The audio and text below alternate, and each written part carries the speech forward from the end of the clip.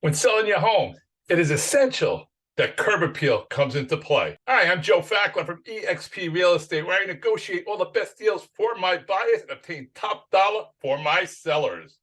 Before we get started, if you like my content, you like the videos I've been putting out, by all means, please give me a little like below, give me a little comment. Now, without further ado, let's get on with it. And here's why when selling your house, curb appeal is so important to you.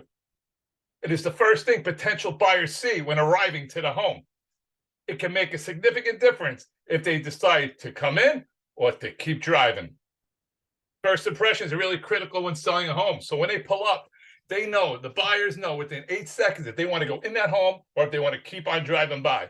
So get that home looking nice outside. You will get them people into the home. And guess what? You'll get more offers. And the bottom line, you'll get top dollar for that home. If you have any questions on the matter, by all means, please reach out below. Let me know what you think. Catch you later. Joe Fackler, eXp Real Estate. Later.